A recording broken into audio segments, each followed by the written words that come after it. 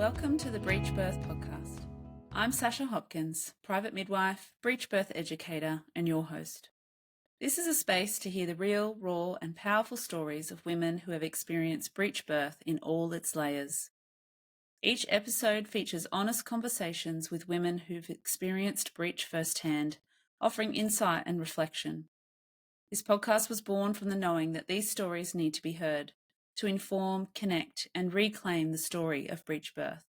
Whether you're navigating breech birth yourself, supporting others, or simply curious, welcome and thank you. The Breech Birth podcast is independently created and produced. If you'd like to support the continuation of this space, you can do so through Buy Me a Coffee. Your support helps keep these stories being shared and accessible to women and families around the world, and you can find the link in the show notes. Thank you for being a part of this community. Hi, Barbara. Welcome to the podcast. Hey, Sasha. Thank you for having me. Pretty excited to be here and tell my story. Yeah. Also, before you start your story, just a couple of context questions. Where are you located? In Brisbane, Australia. And how many weeks were you when you had your baby? I was 39 plus 4 when I had my first baby and 38 on the dot for my second baby. Yeah. And what care did you receive? Were they both breech babies or one breech? They were both breech babies. So for the first baby, it was a shared care with a GP and midwifery from the hospital. For my second baby, it was private midwifery. And what year were they born? 2023 and 2025. Amazing. And did you have vaginal or cesarean births? My first was a cesarean. The second was a vaginal birth. Great. Can't wait to hear. Before you jump into your stories, would you mind sharing a little bit of a snapshot about yourself for our listeners? Sure. So I was born in Chile. I moved to Australia about 9 years ago now. I am an electrical engineer and I am a huge book nerd, which is going to be important for a little bit later. I met my partner about 6 years ago and we have 2 beautiful children and 2 furry ones as well. Amazing. Furry ones are important. I'm a furry child lover as well. That's great. Okay, let's start with your first. Do you want to start right at the beginning of your pregnancy? What that looked like? Was it planned? Why you chose the care you chose? Super planned pregnancy. So my partner and I had like a savings goal that we wanted to achieve. And that meant that we would both be able to take 6 months off work comfortably. So once we got to that savings goal, then we started trying and basically got pregnant right away, which was so lucky and so happy about that as well. Previous to the pregnancy as well, I had gone to a GP just to make sure that all my blood levels and everything was fine and there was anything that we needed to worry about. Mostly because I would be considered maternal age, like a gestational pregnancy. I was already 34 when I was started getting pregnant. So I would be having my baby at 35. And the GP that I chose was because, yeah, she had experience with women's health and obstetrician, had done a rotation of obstetrics and whatnot. So I really liked her. When I got pregnant, I just continued my care with her. She was very thorough in all of her appointments. And I really loved being looked after by her. The pregnancy was super low risk. I got really lucky. I didn't get any nausea, any morning sickness. Fatigue was minimal. I was able to exercise and keep like active during the whole pregnancy. Also, as soon as I got pregnant, I went into full research mode. Like, as I said, I'm a book nerd. So I went and I absorbed material as much as I could. Like, I'm not exaggerating when I said I read 18 books between like pregnancy, childbirth, and parenting. I listened to hours and hours of podcasts. I read every single article in that I could find. And I also did the thumbs up method for breastfeeding so that I knew what to expect. Yeah, that was kind of like my way of being ready for baby. And yeah, as I mentioned with the pregnancy, everything was pretty smooth. I honestly felt so lucky and I felt really great during my whole pregnancy. When we did the 20 weeks scan, my placenta was low laying. So I was booked for another scan at 32 weeks. We had a GP appointment, I remember it was a Friday, and the GP was like, yeah, everything's good, baby's engaged, I'm looking great. I had the ultrasound at 32 weeks on Monday, and baby was breech. I hadn't felt any movement at all, and so I felt like, oh, that was interesting. But yeah, because at 32 weeks it's still relatively early, so it's still there's space for them to move or whatever. And then my midwife appointment was on the Wednesday. So it's just like 2 days after the ultrasound, and the midwife was baby's head down and everything is fine. Having heard that, I was like, okay, perfect. So I'll just won't like worry about it. Every single checkup after that, everyone was saying like, no, baby's head down, everything is looking good. And I remember for the midwives, it would be a bit tricky to figure out the position. They would try to palpate and they would struggle with the Doppler. So that's how they would convince themselves that baby was head down, because they would put the Doppler to listen to heartbeat on the top and they wouldn't hear anything. But when they put it on the bottom, they would hear the heartbeat. So that's what indicated to them that baby was head down. Not sure why then. That's how it worked. 39 plus 3 weeks, my waters broke. I live like 3 minutes away from the hospital. So I had a midwife appointment the day before, and I'd asked the question like, okay, what would you want me to do if waters break first? They say to just go to the hospital, get a temperature check so we know to look for infection, have a baseline for risk of infections. And yeah, that was it. So I basically did that. I just went to the hospital to get my temperature check and thinking they're going to send me back home until like I was in active labor because I didn't have any contractions. So we got there, midwife, I'm guessing seeing the ultrasound from a few weeks ago, decided to do a bedside ultrasound. And that's when they told me that baby was breech.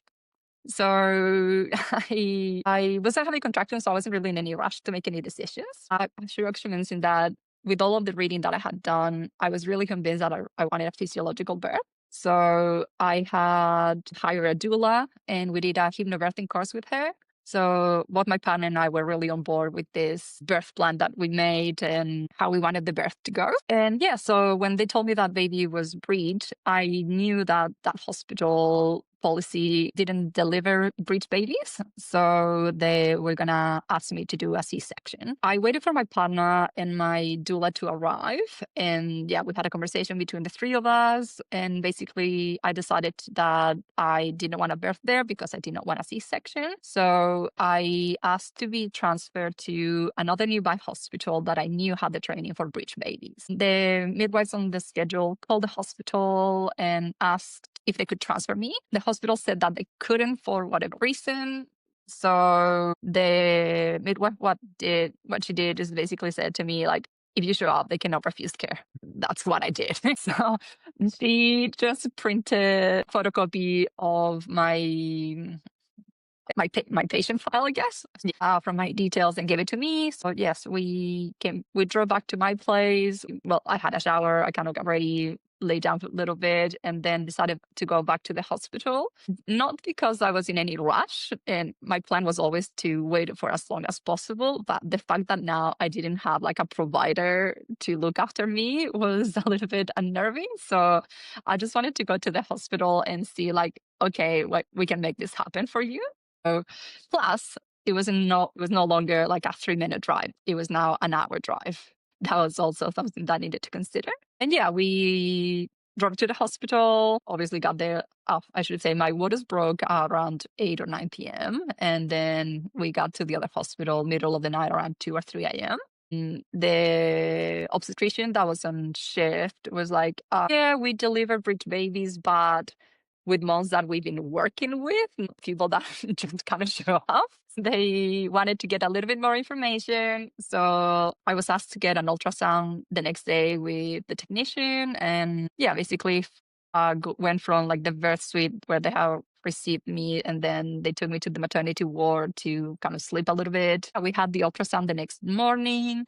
And then that's like obviously when the whole red tape starts. Baby was freed, was basically perfect position to birth him vaginally. But Frank, the two legs up. yes.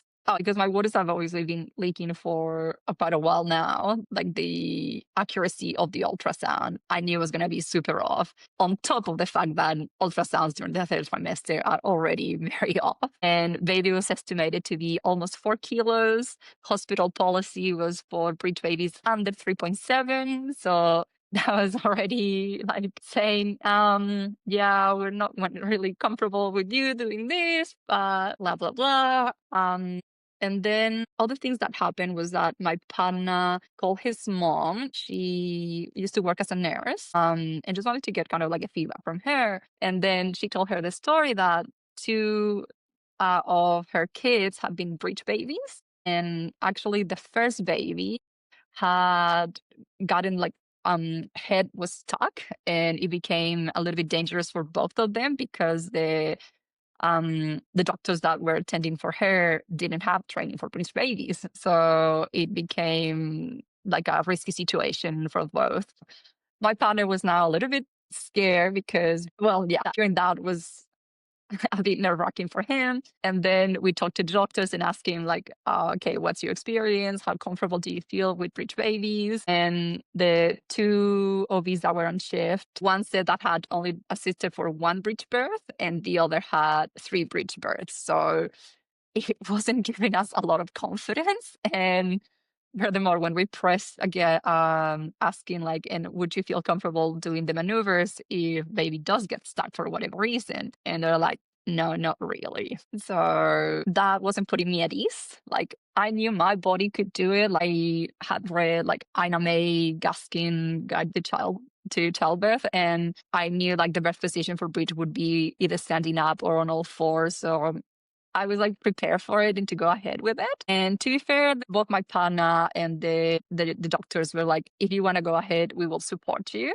I just didn't feel safe. It didn't feel like in my body, I was still not contracting though. Like I knew my body wasn't feeling comfortable with it, like, to just let go and go into that birth zone. So after much consideration, so lots of tears, we decided to go for the C-section. The doctors were fantastic about it, I must say. So I had my birth plan, and they went through with me through all of the stuff that I put in case of a C-section. So they were happy to basically give me everything that I had written in there. The only thing that they couldn't do is that I had asked for like clear drapes, but they didn't have them at the hospital. So they told me that they would just like lower them as soon as possible. I asked for vaginal seedling, and yeah, they were happy to do that. Delay cord clamping, the 60 standard seconds. That was it. And then when they came over to sign the papers and they would run through the risks of the surgery, I think that was like the first time that my partner was like, oh, okay, so this is actually like major surgery, like going through all of the risk about the C-section. Yeah, after they left, like he was like, oh, okay, wow. Like, and I was explaining to him that they only went through the risk of like the surgery itself. They didn't spoke to us anything about the risk for subsequent pregnancies. They didn't talk about any of the health side effects for baby as well, like the statistics. So I think that's when he started.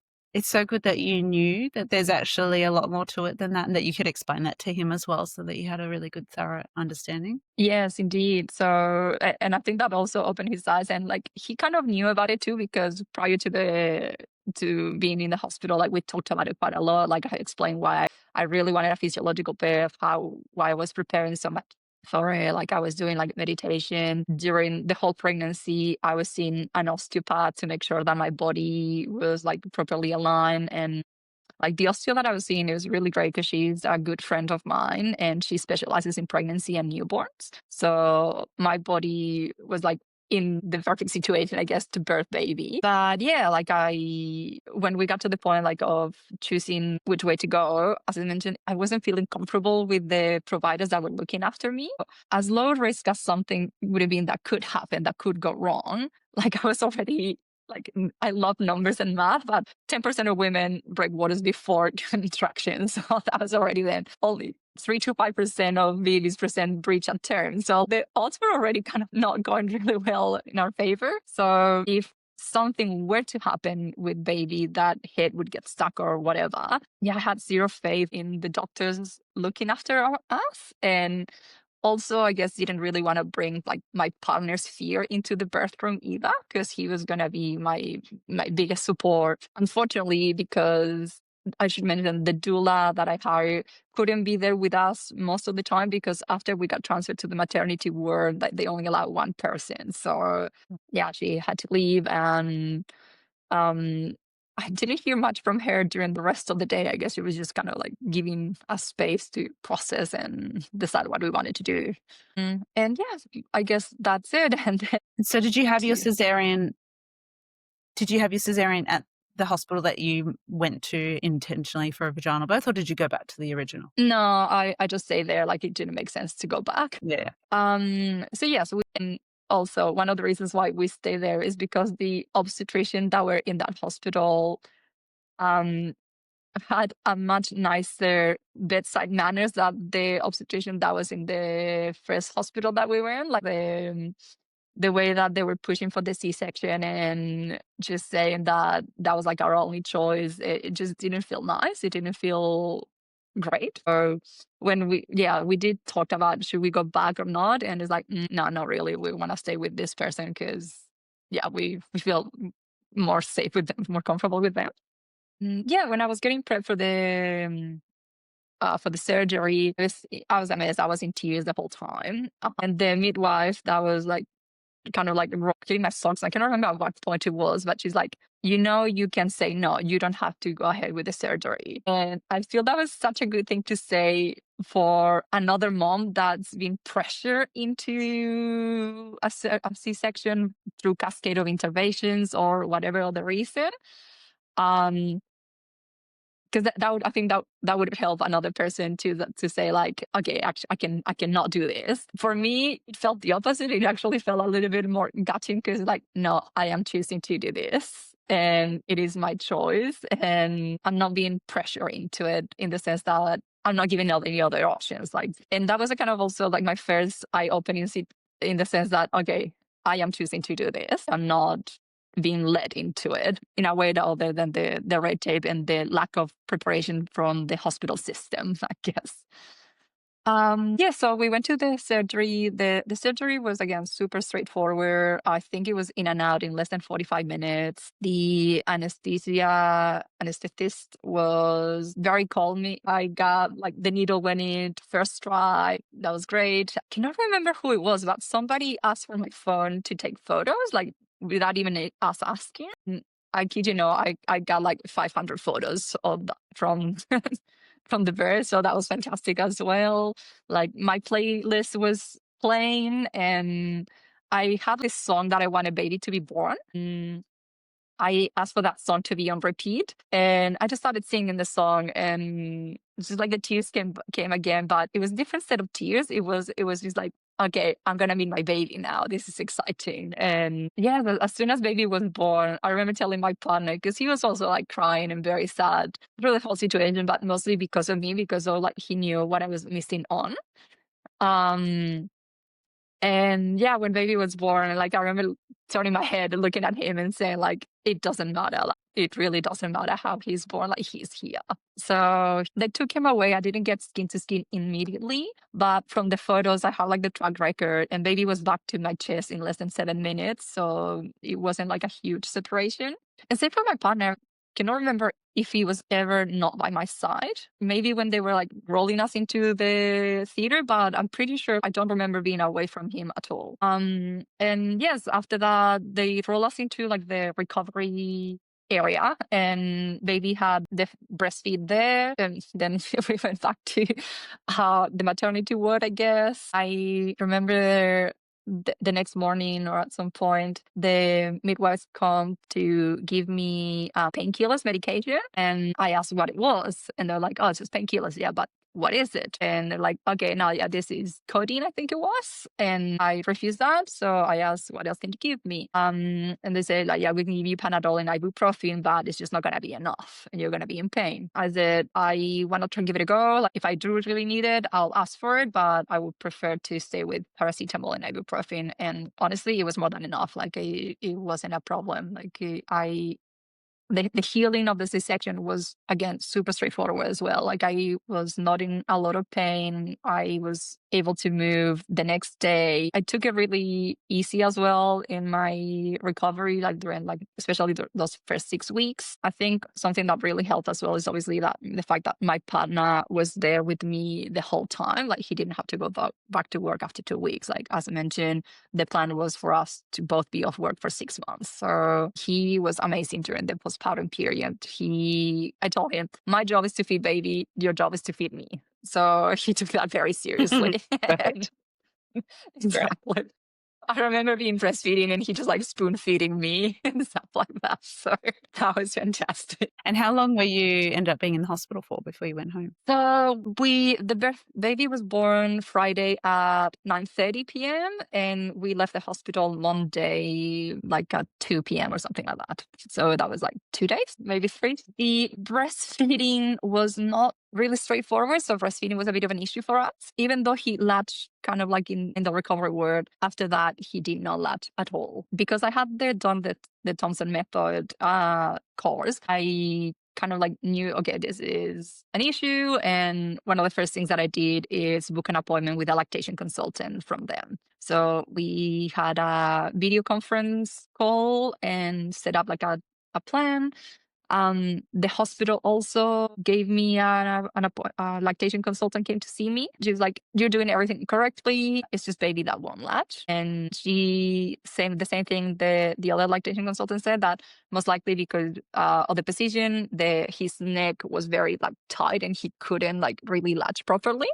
So they both recommended seeing an osteo. Once we left the hospital on Monday, we went straight to the osteo office and she did some body work on him. It took us about 2 weeks or something of like syringe feeding and cup feeding for baby to be able to latch using a nipple shield. And then another 2 or 3 weeks to get rid of the nipple shield. And after that, it was smooth sailing. So I think that definitely IVLC is worth the weight in gold, and definitely it's something that should be standard care for every single mom as a postpartum.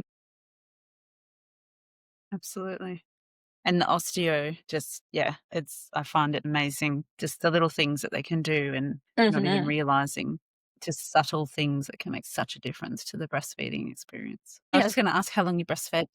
Yes, so we went for 20 months. At that point, he Amazing. self-weaned. So I was actually heartbroken when he self-weaned because I was like 3 months pregnant at that time and I had visuals of me tandem feeding and I really wanted that. But I guess obviously hormones, flavor, milk supply might have dropped. So yeah, he just decided it's time. That was like the end of the journey with him. Wow. And so then you fell pregnant. So you're still breastfeeding when you fell pregnant with the next one. Was that planned? Was it a bit of a surprise? How did that look? It was a planned surprise, I guess. So we wanted a second baby and we were aiming for that 2.5 year gap.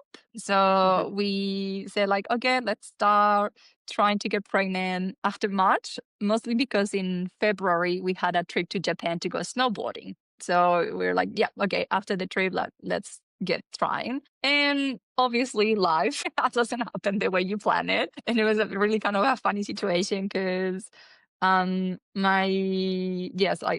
first baby, it's 5 weeks separate from one of my friends. We actually had the same due date, but her baby came like at 37 weeks or something. So like 6 weeks apart or less. And she messaged saying, I'm pregnant. And that kind of like triggered me like, I don't know when my period is. So I checked my phone and realized I'm 4 days late. I took a pregnancy test and voila, I was pregnant. We found out in January, I think, or December. Yeah, so it was a pleasant surprise. Like we were expecting baby. It was just like 3 months earlier than the plan, I guess. And it wasn't bad because it kind of also took the pressure away from trying to get pregnant, but it also took the fun away of trying to get pregnant. It's a double-edged sword, I guess.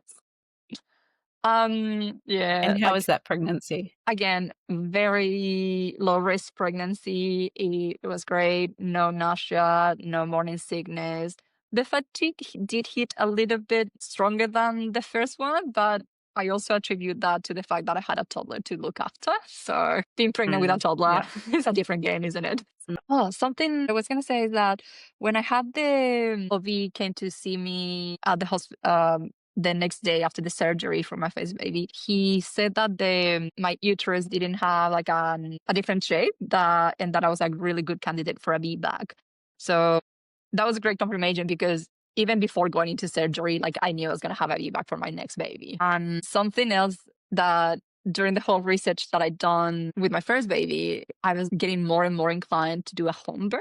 But at the point that I was like, I really want a home birth and talking to my partner about it, he wasn't really on board with it because I was already on my third trimester. So the financial aspect of it wouldn't be really worth it in the continuity of care benefit as well. And he was definitely of the mindset like, why would you pay for something that you could get for free at the hospital? I want to clarify to those listening, it is very different, very different care.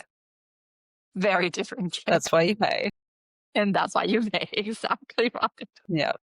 So with the second baby, like I knew from even before I was pregnant, yeah, no, we're doing a VBAC and we're doing a home birth. So I got And pregnant. how did he respond to that? So it took a little bit of convincing, and I didn't really approach the subject until after we got back from our holidays. And yes, that's when I went into like full kind of research mode, who who can look after me and whatnot. So when I talked to him about it the first time, like he wasn't really on board. I was like, kind of like, okay. Started just looking at doulas to work with me. And then after the trip to Japan, I was like, no, you know what? I really just want a home birth. So I sat down with him and we watched the Born at Home documentary. And I was pretty much crying the whole time. And I think that kind of like clicked for him. That was like, this is really important for you. And yes, we're going to do this now. Also, I think And just for those, I just want to give a little plug to that film because I'm a huge fan. Amanda and Eleanor, Queensland home birthing mothers that created this beautiful film called the Born at Home film to highly recommend. And it shares a lot of dads' perspectives, which is what I think I recommend it to a lot of women that I work with because the dads don't get to hear the perspectives of another man a lot of the time in that setting. So I think it's really helpful for them to be able to hear that instead of just hearing it from women. Yes. Yeah. So what was his response after watching that? Oh yeah. So after he watching it, like, okay, let's do it. Sold. Something yes. Something else that I think changed his mind is that he thought that I would want to have a home birth and a doula, so the financial aspect would be like really high. I said like, no, if we do a home birth, obviously, yeah, we won't be getting a doula. It's just the two of us. You'll have to be my doula. So you'll have to do the research as well. And yeah, so I started basically calling every midwife in the area that I could find. Yeah, a few phone calls and chose the one that I felt the most comfortable with. Yeah, she was amazing doing the whole care. So she would come to our house for the checks and yeah, I like the difference between hospital and private midwife. It's just like apples and pears. It just doesn't compare at all. Um, with the GP, she was very thorough, and I want to say I really enjoy being looked after her because our appointments were also never shorter than 45 minutes to 60 minutes. But the appointments at the hospital with the midwives were basically in and out, like 5 minutes, and that was it. And again, like unfortunately, hospital care is whoever's is on shift. I didn't get any continuity of care there. But yes, this time you get to establish a relationship with the person that's going to deliver your baby because I had a relationship with my GP, but my GP was not going to be anywhere near when I was birthing my baby. So with the midwives, we had the appointments. As I said, like the pregnancy, again, very low risk. I did have a few more funny symptoms, like I did get insomnia, and carpal tunnel was really it was really painful. She recommended acupuncture, so I went in and got a few acupuncture sessions with a person that is, again, specializes in pregnancy, and after 3 sessions, the pain was gone. So that was fantastic. And then, yes, during the whole pregnancy with my midwife in our sessions, we discussed a lot about my previous birth and breech babies. I knew what to expect of her care if baby was breech. Then during each appointment, she would make a point to like palpate my belly and say that baby was head down, and this is the reason why she thinks baby is head down, because she could feel the head moving, but at the top she could only feel the butt moving. And then at 36 weeks, we had the birth planning session with the second midwife that I got to meet there. Again, everything going very smoothly. The second midwife, she didn't voice her opinion on the position of baby. She just said, like, yeah, baby's just feeling perfect and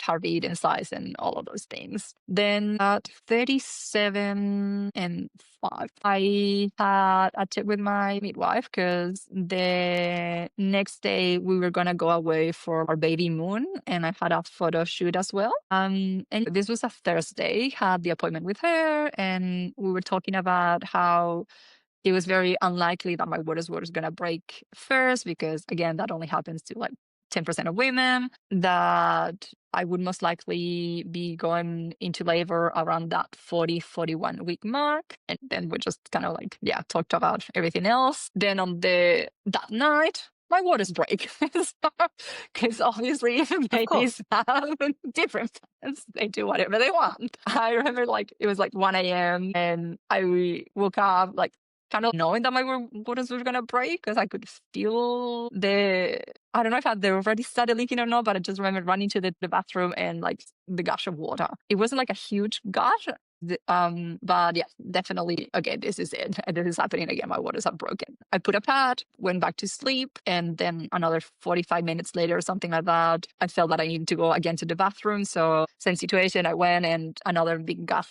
And that's when I called the midwife, telling her, okay, waters have broken, just in case things like ramped up very quickly. I tried to go back to sleep. I couldn't. I just went to the couch and started listening to the hypnobirthing tracks. The contractions started, but they were really mild. So yeah, I wasn't really expecting anything else anyways. But that was a really good change of pace to the first time where I didn't have any contractions for 24 hours. Yes, contractions started really mild. I just stayed in the couch, and my partner woke up around 6 a.m. with the toddler, and he comes into the living room and finds me there, and I tell him like, so I got good news and bad news. We're not going away. Good news is that we're going to be baby very soon. So we're like, oh, okay. And we started getting ready, like setting up the birth pools. We had already done like the fairy lights, and we had the affirmations on the wall. So just put like the plastic cover on the floor, pump up the birth pool. Started getting ready all the little things like the massage oil, the clary sage, electrolytes, the snacks, and all of those things. Like the little basket with baby's clothes and my clothes, and in case we needed to do a transfer. During that time, like the contractions started to intensify quite a lot. I went into the shower, had a few more that were quite intense, but as soon as I sat down on the couch and like the sun was fully out, they just fizzled away, which I kind of expected as well, because yes, sun is the killer of oxytocin, I guess. Just stay there. So my parents live in our house. So the house has like a granny flat on the first floor. So I asked them to please be looking after our toddler. And I just stayed on the couch with blinds down to keeping the house as dark as possible and trying to keep that oxytocin levels high. So just started watching a TV show to yeah, something fun. Midwife came to check on me. Yeah, again, baby's heartbeat was fantastic. My pressure was all good as well. Um, and we talked about the risk of prom and what I wanted to do. And yeah, so we just said like, we'll continue waiting. So she was. I'll just explain for those listening, in case they don't know what PROM is. It stands for prolonged rupture of membranes, so the breaking of the waters going over a time period. So usually it's over 18 hours. Yes.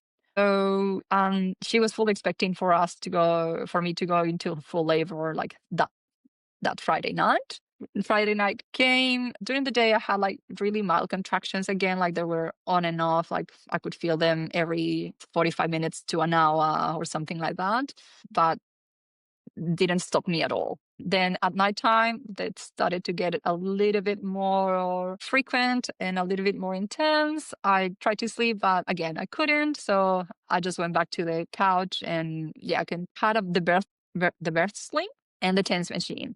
So I set that up for myself, and whenever I had a contraction, I would just hit the button, and no problems. Didn't really need it either, I would say, because the contractions were very mild still. They never intensified, so they were still really further apart and not like very long. So same as the day before, 6 a.m. comes and contractions are pretty much gone, spaced out. So this is Saturday morning now. Midwife comes again. She checks my belly, and I could tell the look on her face, and that something is different. And she's like, after reassuring me that baby, it's all good, I am all good, she tells me, this is the first time that I'm not 100% sure that baby is head down, and I think she's breech. So we talked about what that would look like. And as I mentioned, like we've kind of already discussed it quite a lot during our previous point. So it wasn't like news to me of what it would look like. And I was comfortable with it. I knew she had the training and she would be comfortable like, delivering the breech baby as well. So no issues. Again, we decided to let nature continue. I was monitoring my temperature as well during this time, just to make sure there wasn't any risk of infection. Yes, Saturday night arrives, contractions start again hitting stronger and more frequently. I think I had like a 3-hour period where they were like coming every 3 to 5 minutes. So I called the midwife and I called the birth photographer, and they both arrived just after midnight, I think it was. The contractions were really frequent and they were lasting 60 seconds, but they were still very manageable. Like I could just breathe through them. I wasn't struggling with them. So yes, my partner filled the pool, and we had like all the ambience with the tea light candles, proper candles as well. But around, I don't know, like 3, 4 a.m., the contractions started to start spacing out. Midwife started suggesting like a few exercises that I could do. So we just went up and down the stairs, did a few lunges, acupressure points, Clary stage, and whatnot. Nothing was really happening. Suggested to go to sleep. Try to sleep from I think 4 or something, and 5:30, 6. I was like, now not sleeping, or nothing is happening, kind of thing. So yes, we reassessed, and the birth photographer went home, and the midwife stayed a little bit longer so we could discuss what is our action plan. And she suggested to do a vaginal examination just to see if she could confirm the position of the baby mostly. So we did that, and she said that I was like 3 or 4 centimeters dilated, which was great news because like, okay, body's doing what it needs to do. It's just taking its time. And again, couldn't confirm properly if baby was breech or not, but she was pretty sure it was. She prescribed me, I cannot remember what it was now, but something to help me sleep because I hadn't slept. It's usually temazepam. My partner went to get the prescription, so I just stayed there. I took the pill, so pretty sure it was melanin and something else and it was two things that she prescribed. Oh, sorry, not melanin, melatonin. So I took them, and didn't get a sleep again. It was just like that restless sleep where your eyes are closed but your brain is still fully going. This was from like 8 or 9 when my partner came back from the chemist, and then I woke up around 1 p.m. I had tried to get an appointment with the acupuncture person that I had gone for the carpal tunnel syndrome. So if she could help with them to kind of like get labor going. But she couldn't take me on Saturday because she was at a workshop. And then Sunday I check my emails and I see that she would be able to take me, like, it's definitely not a working day, but she said she could see me anyways, which was awesome. So, and she said, like, I can see you at 1:30, and I woke up at 1. And yeah, her office is 5 minutes away. So I took an Uber because my partner was sleeping and he was finally asleep, and I didn't want to wake him up either because I need you rested too. I had the acupuncture section with her, and then I decided to start walking back because walking, it would be like a 20-25 minute walk. And so on the way back, I was checking messages because I was talking to one of my aunts in Chile, and she is she energetic healer. So she was looking after my biofield, I would guess is the best translation that I can think of. And she was saying that everything was looking fine, that everything was kind of in order. There wasn't anything like stopping the birth, and that she had also kind of installed an acupressure protocol for me. And that was like also super simultaneously when I was doing the acupuncture at the same time. So that was great. I got home, had a little nap, and then around 4 p.m. woke up with full contractions. Okay, this is it again. So they started to get very intense and very close together. We got to the point that I told my partner, my mom, I need you to heat up the water because I need to get into the pool because I cannot cope anymore. Like the pain between contractions wasn't letting me rest. And as soon as I got into the water, it was just like, my gosh, like the relief. The relief was immediate and it was fantastic. And I could breathe in between contractions. And yes, it's just like the coping mechanism was incredible, so good. I don't know at what point the midwife and the birth photographer arrived because I was just in that Lala zone, I guess. I remember just opening my eyes and seeing them there. Yeah, it was just there. I was getting water from my partner. Midwives like boiling water in the kitchen, filling up the pool to make sure the water was like nice and warm the whole time. The contractions were like again like intense when they were there, but while they were not, it was fun. I could relax. Remember hitting transition really clearly because it's like the fog kind of came out and I had to vomit. And that was really different, I guess, because I hadn't needed to do that during the whole pregnancy. So, yes, I remember throwing up and then just sitting in the pool, like seeing kind of the colors again, noticing everything in the room. And a few minutes later, contractions started again, but this time they were different. Like I could tell this were like pushing contractions in my head. I didn't want to push because I wanted to like breathe baby out. Like I guess the midwife could tell that I was kind of like putting resistance or something because she asked me like, "Are you pushing? Are you not?" And I told her like, "I don't want to because of this." And she's like, "Yeah, but you need to kind of help baby get into the position for baby to be able to like." To be breathed out, as we say. So I started being like more conscious about like, pushing with the contractions. I'm not sure how long I was in the pool, but at some point they suggested to get out to do some different positions. So we tried. I remember just doing everything they tell me to do, like go on the couch, squat here, stand up in this point, and try the birth stool. And yes, just basically following what I was being told. Like I completely trusted what they're telling me. And at some point they asked to do another exam to see, because I think it's been a while now. It's been a couple of hours. So they check the position of the baby, and the second midwife does the exam. And I remember being really painful. And that's because she confirmed that baby was breech, but baby was coming hip first. So that's why it wasn't like descending properly. So she was able to kind of like rotate the bum a little bit. After that, like, yeah, we saw lots and lots of progress. Continue squatting, so ending up while no contraction and then squatting during the contraction. I think that was kind of what we did for a long time. Then moved to the bedroom, and funnily enough, what worked best for me was being on my back with the one midwife in each leg, pushing my legs up, and my partner was behind me holding me. And yes, that's when they could see the most progress. The baby was actually moving, because beforehand it was constant progress, but it wasn't like moving much. Yeah, so laying in bed, pushing, and I should say at this point, the contractions were not giving me anything.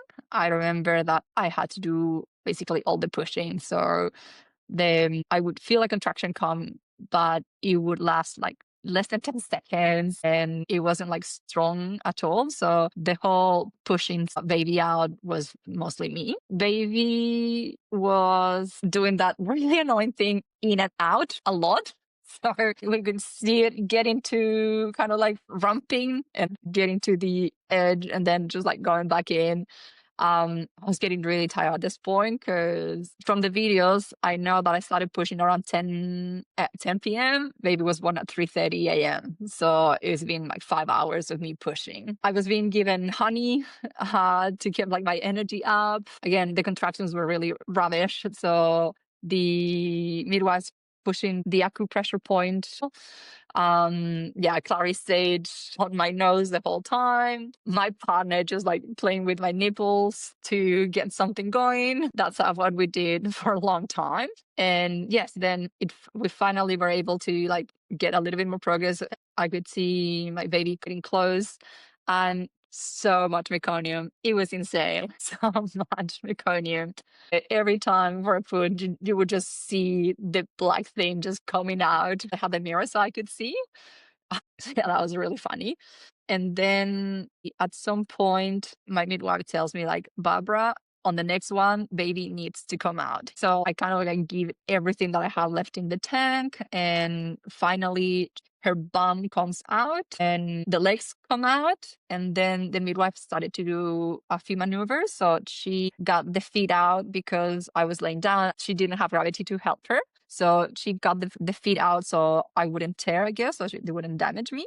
And then she had her arms like kind of like cross on the top, not at the bottom. So she had to do the maneuvers to twist her for one side, get one arm out, twist it to the other side, get the other arm out, and then did a little shoulder press to get the head out. So this whole thing was less than a minute. Like I remember like giving the last push and then just like boom, boom, boom, out, baby's on my chest. They put her on my chest and they started like that rigorously like cleaning her up with the towels, and the second midwife started giving her a little bit of air and like free flowing oxygen and the CPAP machine, I think it's called. So she had her for a few puffs because her ABARS score wasn't bad. Like it was 7 at the beginning, but she wasn't like fully coming to life. Like, and I knew about this. Like I knew breech babies take a bit of time to like breathe and come to life, which is why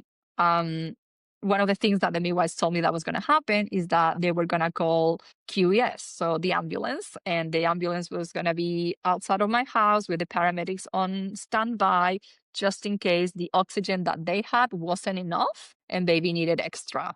So, and obviously I had also told my parents this so they wouldn't freak out in case there was an ambulance outside, because they weren't exactly on board with the home birth either. So luckily we didn't need them. The paramedics I never saw them. I never heard them. Like I just knew they were outside and that was it. So yeah, after the baby was born, at some point the midwife comes out and say like, yeah, baby, it's all good. You guys can go. Yeah. So she was on my chest and they did all of that stuff with her on me. Like she never left my side. Like she started breathing really weird. She only needed like free oxygen for less than 5 minutes. I do remember that after baby was put on my chest, like I felt the gush of blood coming out. I got my midwife kind of like immediately gave me the Synthos shot. The Syntocin, to help with the bleeding. Yes, after baby was all good, she asked me to do like a few pushes to get the placenta out. So it was like a managed third stage, but as I understand, like once you start interventions, you have to follow through with interventions kind of thing. Like you gotta keep them going. because she didn't want to risk my cervix start closing down because also after all that time pushing, I guess. So I wasn't really concerned about it either. Baby was in my chest, and I guess that's all I cared about. We're just like in baby moon at this point. And yeah, it was great. She was fantastic. She latched immediately, and she's been such a great feeder since then. I remember I mentioned like the with my first baby, it was a bit of a struggle, despite the just getting the latch thought it was a thing, and then the letdown would be so painful with him. I remember it was like toe curling pain, like tears falling down. But with his baby, nothing, like no pain at all, and yeah, fantastic. Like breastfeeding is going really, really well. So those first couple of hours where usually the midwives hang around, your bleeding was okay? Yes, yes. As I said, I got this shot because I've kind of started bleeding a lot. It didn't end up being too much, so they said it was less than half a liter. But at some point in after I cannot remember exactly like how long had passed, but I started feeling really, really bad. Like tired, but I knew I was gonna be tired, but it was just like more than tired. I wasn't feeling like great. I told her about it, and she started kind of like taking my uterus, push on my belly, and she realized that like blood was kind of like pulling in my uterus. But as soon as she like pressed it down, it just came out. She gave me a second shot at that point, and after like the blood and the wee as well as kind of like went out, like oh, immediately felt better, and it was such a difference. Like I feel like okay, I feel tired now, but I don't feel like that. It was like yeah, I wasn't feeling good at that point, and I had a second degree tear. So she said that yeah, she was gonna give me like the anesthetic to do the stitches. I asked if we could leave it to heal on its own. She said, okay, let's put a bit of ice in the moment and we'll check in a bit later. When she checked again, she's like, no, yeah, you're right. Don't need stitches. We can let it heal on its own. So that was great. Something funny I was gonna say, my babies were basically the same height and same weight, both of them. 53 Wow. centimeters and 3.42 kilos for my first baby, 53.5 centimeters and 3.58 kilos for the second baby. So despite the second baby being a bit earlier, she was actually heavier. But yeah, they were like Yeah. copy Yeah. paste. And remembering back to when they told you with your first that they were estimating baby was over 4 kilos and they couldn't Yeah, support a yes, vaginal birth. exactly. Wasn't over. And then you birthed a baby bigger, slightly bigger. It's kind of a funny situation because I remember during the appointments with the midwife, I was telling her like in some sort of twisted way, I wouldn't mind if this baby was breech because I just want to say like I did it. I did a vaginal breech baby. I Mm, think I probably called it. So yeah. yeah, it ended up being that way. Yeah, it was fantastic. It was a marathon. Basically, ribs were broken for over 72 hours. I think that's something that it's definitely credit to my home birth. Like, I don't think my birth would have been the same at all if I would have been in the hospital system. Like, so many things would have been different from day one. Like, what is broken? I would have gotten antibiotics right away. Like the fact that I would have been induced. I would have been Well, they probably wouldn't have even induced you because it was breech. well, and There's a lot of hospitals that won't do inductions for breech, yes. unfortunately. Well, and the thing is, like, I don't know if we would have known either if the baby was breech. I probably would because I would have been pushing for ultrasounds most likely. Mm. Yes. Like, for example, my midwife asked me at 36 weeks, do you want an ultrasound? And I said no, because it wouldn't change anything. Just knowing that baby was breech, like, I guess that's the only reason why I would do it if I were to have a third baby, just I guess to know and not be a surprise. But I don't know. I don't think I would try to turn baby, for example. I don't think I would do an ECV. I wouldn't go crazy with spinning babies. I wouldn't do moxibustion. If baby wants to be breech, baby wants to be breech. I would just continue doing like body work just to make sure that my body's aligned and it's in good shape, I guess. Mhm. Yeah. Yeah, that's kind of it. The hospital birth would have been very, very different, and I'm so, so glad that I chose to do private midwifery and have a home birth. When they did like the second examination and they confirmed that baby was breech, like maybe my wife, I know that she needed to tell me okay, it's baby Breech. Do you want to go to a hospital? Like, tick the box. And it's like, nah, we're not moving. We're staying here. Your second baby, did they need any body work like your first? Or were Yes. they okay? I guess it's been necessary. It hasn't been as much as with my first baby, because my first baby, we needed it immediately, basically. As I said, as soon as we left the hospital, we went to the osteo, and he needed appointments very close together. But he was discharged after 3 sessions or something along those lines. But with this baby, we waited a week, and we've been seeing the osteo every 3 or 4 weeks. And she has one more coming, and I think that's going to be it. Because the osteo, she still feels that the baby's like very crunched in this position. But yeah, and that baby is fantastic. She did get sick really quickly around like the 2-week mark. She was uh, most likely RSV, respiratory virus, because it lasted for almost 3 weeks. And during that time, her weight was plateauing. After that, like she started to gain it immediately. Like she wasn't losing weight. She was only gaining like 61 week, 90 the next week. And then she went back to over 200 grams per week. Yes. It was that she just couldn't feed properly, or she was using all the calories, I guess, on getting better. So I feel like you've kind of answered this already, but you've had 2 very different experiences. Mm-hmm. So having these experiences, is there anything in particular, if you got pregnant again, you had another breech baby, is there anything you would gravitate to or change or do differently? I guess, yes. I would like to do the ultrasound at 36 weeks or something, just to, again, not be a surprise. I don't think I would do anything with that information other than just to know about it. But I think breech is the variation of normal, but you do need the right provider to be able to deliver, like have your baby. I think, yeah, vaginal breech is completely doable as long as you have the right support, because the hospital did not feel like that to me at all. Yes, definitely private midwifery was the best option for myself. Yeah, amazing. And so for women listening to your story at the moment and perhaps having a breech baby, do you have any words of wisdom or advice you'd love to give them? I guess trust your body. It knows what it needs to do. Again, information is power. Definitely um, don't go into it blind. I see it like as my job to protect my baby, and that first step is to know as much as possible of the process of childbirth.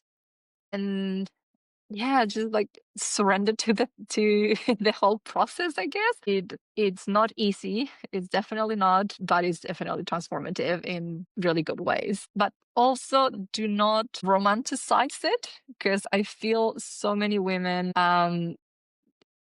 don't, for example, from my own experience, like I had visualized a water birth, like extremely hands off, just me breathing my baby out. Was not the case. I ended up in bed, laying on my back with my legs up, midwife doing maneuvers to help my baby. And yes, it wasn't what I had visualized, but it was also such a good experience, because I knew that was what needed to happen. Just not because, yeah, we've been told that do not birth in our bag. It was a bad thing. It was actually the best thing for me at that point. So yes, there's no right way to do birth. I think that's what I want to say. Like whatever works for Yeah. you, it's the best way. That's perfect. Thank you so much for sharing your story, or stories, I should say. Quite a roller coaster between the two, but amazing to hear. Thank you. Thank you so much for listening. Thank you for listening to the Breech Birth podcast. These stories matter. They stretch what we think we know and bring voice to experiences that need to be heard. I'm so grateful to the women who have shared their experiences with us, raw, real, and full of wisdom. If this episode resonated with you, please follow, share, or leave a review. You can find us on Instagram, Facebook, and YouTube at Breech Birth Podcast. And if you have a breech story to share, I'd love to hear from you. Until next time, may we continue to reclaim the narrative, one story at a time.